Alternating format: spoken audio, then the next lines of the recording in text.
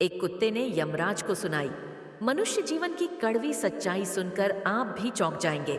इस प्राचीन कथा में हम आपको बताएंगे कि कैसे एक कुत्ता यमलोक पहुंच जाता है और यमराज से शर्त लगाता है, और यमराज उस शर्त में कुत्ते से हार जाते हैं और फिर यमलोक के सारे नियम बदलने पड़ते हैं।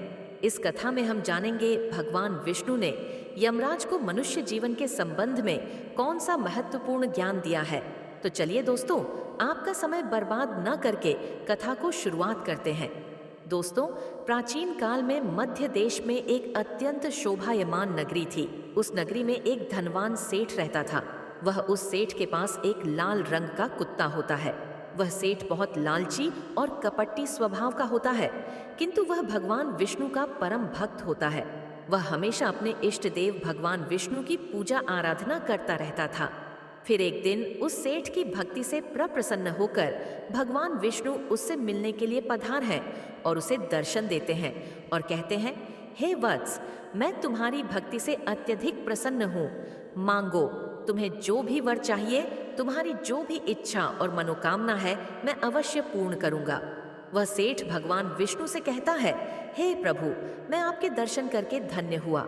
प्रभु, मुझे कुछ नहीं चाहिए, मेरे पास आपका दिया हुआ सब कुछ है। फिर वह सेठ एक सादा कागज निकालता है और भगवान विष्णु से कहता है, हे प्रभु, आप इस कागज पर अपने दस्तखत कर दीजिए ताकि मैं दुनिया के लोगों को भगवान के होने का सबूत दिखा सकूं। आजकल दुनिया में कोई यह मानना ही नहीं चाहता है कि भगवान है। फिर भगवान ने कहा, ठीक है वत्स, लाओ, मैं तुम्हारे कागज पर दस्तखत कर देता हूँ। इतना कहकर भगवान विष्णु उस सेठ के कागज पर दस्तखत कर देते हैं और अंतर्ध्यान हो जाते हैं। फिर वह सेठ उस कागज को हमेशा अपनी जेब में ही डालकर रखता था ताकि वह दूसरों को भगवान के होने का सबूत दिखा सके। फिर कुछ दिनों बाद उस सेठ का वह कुत्ता मर जाता है, जिससे वह सेठ बहुत ही दुखी हो जाता है। सेठ का कुत्ता मृत्यु के बाद यमलोक में जाने लगता है। फिर यमलोक पहुंचने के बाद वह कुत्ता यमराज के सामने आकर खड़ा हो जाता है। यमराज उस कुत्ते का लेखा जोखा निकालते हैं और कहते हैं, हे श्वान, तुमने तो पशु का जन्म पाकर भी कोई पाप नहीं किया है। तुमने हमेशा अपने मालिक के साथ वफादारी की है, कभी किसी पशु पक्षी आदि प्राणियों को कष्ट नहीं दिया है। तुमने अपने सभी काम बड़े ईमानदारी के साथ किए हैं। हे श्वान, एक कुत्ते का जन्म पाकर भी तुमने कोई भी घृणित कार्य नहीं किए हैं, इसीलिए तुम्हारे सभी जन्मों के पाप अब नष्ट हो चुके हैं। हे श्वान, अब तुम बताओ, तुम किस लोक में जाना चाहते हो? तुम जहां चाहोगे वहां तुम्हें भेजा जाएगा। तुम जिस प्राणी का जन्म चाहते हो वह जन्म भी तुम्हें दिया जाएगा। हम तुम पर बड़े ही प्रसन्न हैं। शीघ्र बताओ, तुम्हारी क्या मनोकामना है? फिर वह कुत्ता बोलने लगता है, हे धर्मराज, आप चाहे मुझे नरक में भेजो या स्वर्ग में, मैं कहीं पर भी जाने के लिए तैयार हूँ।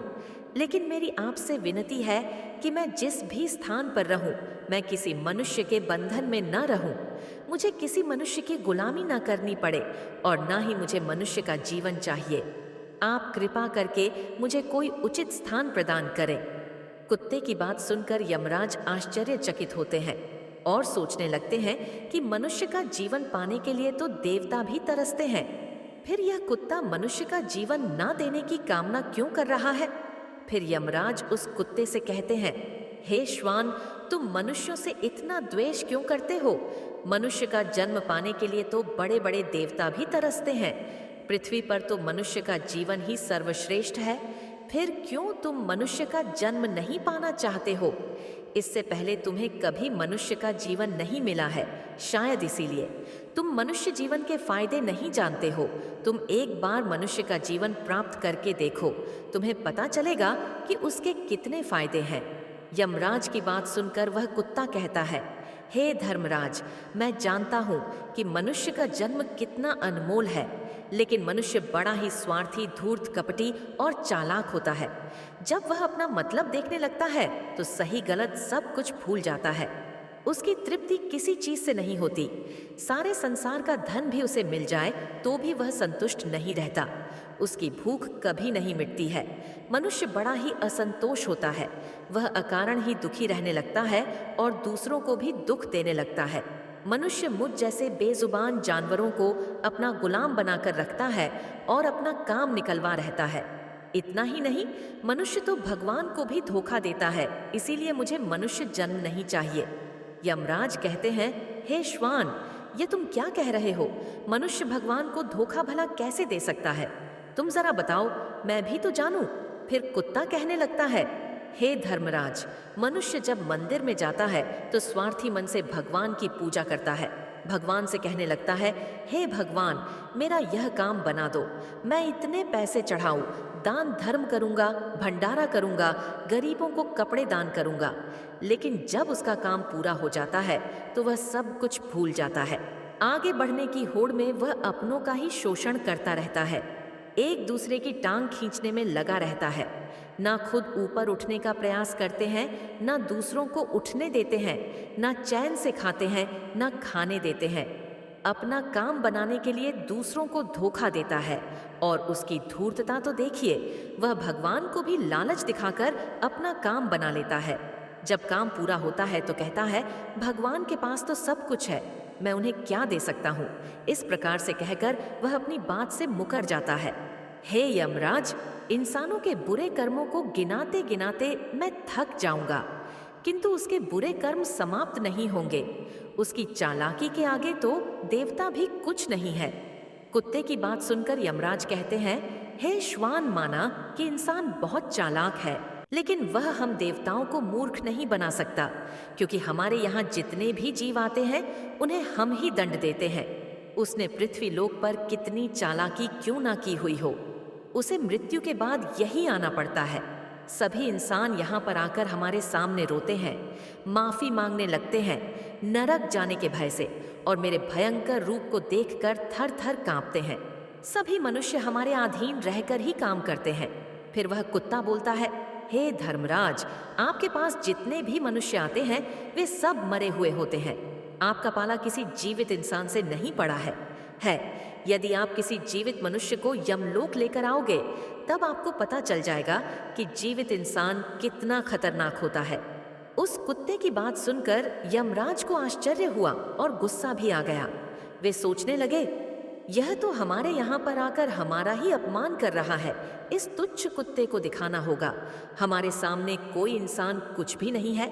इंसानों की चालाकी हमारे सामने नहीं चल सकती। इस बात को साबित करने के लिए यमराज अपने दूतों को बुलाते हैं और कहते हैं, हे दूतों, जाओ और इस कुत्ते के मालिक को जीवित ही उठाकर यमलोक लेकर आ जाओ। हम भी देखते हैं कि जीवित इंसान हमारे सामने क्या चालाकी करता है।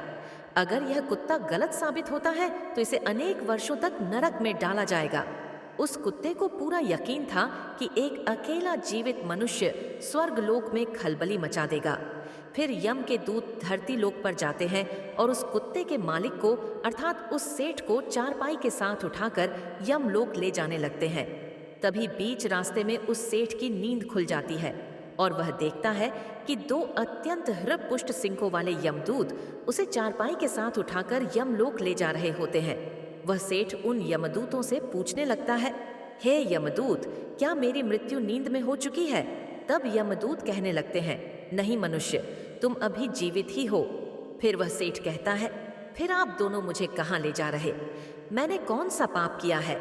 यम के दूत उस सेठ को सारी कहानी बता देते हैं और कहते हैं, तुम्हारे कुत्ते ने यमराज से कहा है कि जीवित मनुष्य बहुत चालाक होता है, इसीलिए इस बात का परीक्षण करने के लिए यमराज ने आपको जीवित ही यमलोक लाने के लिए कहा है। उस सेठ को पूरी बात समझ में आती है और वह कुछ देर तक सोचने लगता है और फिर तुरंत उसकी जेब में रखा हुआ वह कागज निकालता है जिस पर भगवान विष्णु ने दस्तखत किए हुए होते हैं। वह उस कागज पर कुछ लिख देता है और फिर से कागज को अपनी जेब में रख लेता है। यमदूत उस सेठ को लेकर यमराज के दरबार में उपस्थित हो जाते हैं। उस सेठ को देखते ही यमराज जोर जोर से हंसने लगते हैं और सोचने लगते हैं, यह तुच्छ मनुष्य भला मेरा क्या बिगाड़ पाएगा। फिर वह सेठ जाकर यमराज के सामने खड़ा हो जाता है और अपनी जेब से वह कागज निकालकर यमराज को देता है। जब यमराज उस कागज को खोलकर पढ़ने लग तो वे तुरंत ही सिंहासन से उठकर खड़े हो जाते हैं और उस सेठ को सिंहासन पर बिठाकर खुद उसके स्थान पर खड़े हो जाते हैं, जिसे देखकर यमराज के सभी दूत चौंक जाते हैं। सोचने लगते हैं, यमराज यह क्या कर रहे हैं? एक मानव को अपने सिंहासन पर बिठा रहे हैं। यह जरूर कोई पहुंचा हुआ इंसान लगता है। वह सेठ अब यमपुरी का राजा बन जाता है। यमराज भी उसका आदेश मानने के लिए विवश हो जाते हैं। फिर वह सेठ सिंहासन पर बैठते ही यमलोक के सभी कानून बदल देता है और यमराज को ही यमलोक के द्वार का पहरेदार बना देता है।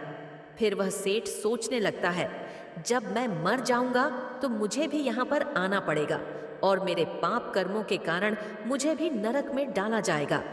इसीलिए उस सेठ ने नरक में पड़े सभी प्राणियों को स्वर्ग में डालने का आदेश दिया और नरक का द्वार हमेशा के लिए बंद कर दिया। और फिर सभी यमदूतों को आदेश दिया कि आज के बाद किसी भी प्राण को नरक में नहीं डाला जाएगा, सभी प्राणियों को स्वर्ग में ही भेजा जाए। सेठ के इस आदेश को सुनकर स्वर्गलोक में खलबली मच गई। सभी देवता हैरान हो गए, लेकिन वे कर भी क्या सकते थे? आदेश यमलोक के राजा ने दिया था, इसीलिए चुपचाप सभी उसका पालन करने लगे। स्वर्गलोक का संतुलन पूरी तरह से बिगड़ गया। धीरे धीरे स्वर्गलोक में जीवों की भीड़ बढ़ने लगी, जिनकी सेवा करके स्वर्गलोक के कर्मचारी और अप्सराएं परेशान होने लगे और सोचने लगे, इतने सारे जीवों की सेवा कैसे कर पाएंगे। उधर वह कुत्ता सोचने लगा, यमराज को जीवित मनुष्य को यमलोक में लाना कितना महंगा पड़ गया। सेठ जी ने सब कुछ बदल दिया है, आखिर ऐसा कैसे हुआ? फिर वह कुत्ता अपने सेठ के पास गया और पूछने लगा, सेठ जी, आपने यह सब कैसे किया? अब तो आप यमलोक के राजा बन गए हैं। अब मैं सारे जीवन आपका दास बनकर रहूंगा। कृपया आप मुझे बताइए कि आपने यह सब कैसे किया। तब उस सेठ ने धीरे से उस कुत्ते के कान में कहा, जब मुझे पता चला कि मुझे जीवित ही यमलोक ले जाया जा रहा है, तो मैंने भगवान विष्णु के दस्तखत किए हुए कागज पर यह लिख दिया कि जिस जीवित मनुष्य को यमराज यमलोक बुला रहे हैं, उसे यमलोक का राजा बना दिया जाए। यही मेरा आदेश है। उस कागज पर भगवान विष्णु के दस्तखत देखकर यमराज को लगा कि यह भगवान विष्णु का ही आदेश है, तो उन्होंने बिना विचार की यही मुझे यमलोक का राजा बना दिया। सेठ की बात सुनकर वह कुत्ता बहुत खुश हुआ और सोचने लगा, इंसानी दिमाग चाहे जहां भी रहे, खुरापात तो करेगा ही। इधर यमलोक का ऐसा हाल देखकर सभी देवता भगवान विष्णु से मिलने के लिए वैकुंठ चले गए और उन्हें सारी बात बता दी। देवताओं की सहायता करने के लिए भगवान विष्णु तुरंत ही यमपुरी में आ गए, तो उन्होंने देखा कि यमराज यमलोक के द्वार पर पहरा दे रहे हैं। फिर यमराज के सिंहासन पर कौन बैठा है? भगवान विष्णु को देखते ही यमराज उनसे प्रार्थना करने लगे और कहने लगे, हे प्रभु, आपकी यह लीला बड़ी ही विचित्र है। धरती के एक साधारण मनुष्य को आपने यमलोक का राजा बना दिया और मुझे पहरेदार भगवान विष्णु यमराज से कहते हैं, हे धर्मराज, यह मैंने नहीं किया है। यह तो मनुष्य के चालक दिमाग का कमाल है। यदि तुम जीवित मनुष्य को यमलोक लेकर आओगे तो यही होगा। इसीलिए मैंने मृत्यु के बाद ही मनुष्य को यमलोक लाने का आदेश दिया था, ताकि मनुष्य के सभी दोष और स्वभाव शरीर के साथ नष्ट हो जाएं और केवल उसकी आत्मा ही यमलोक में प्रस्थान करे। किंतु आप तो एक जीते जागते मनुष्य को ही यमलोक उठाकर लेकर आए। यमराज से इतना कहकर भगवान विष्णु आगे बढ़े।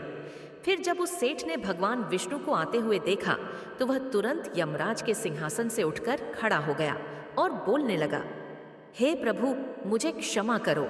मैंने अपने कुत्ते को नरक में जाने से बचाने के लिए और मनुष्य की बुद्धि का बल दिखाने के लिए ही ऐसा किया। मैं आपके द्वारा दिए गए वरदान का दुरुपयोग नहीं करना चाहता था। हे प्रभु, मैं आपके दर्शन करके धन्य हो गया। अब मुझे किसी चीज की अभिलाषा नहीं है। फिर भगवान विष्णु मुस्कुराए और उन्होंने उस सेठ को क्षमा कर दिया।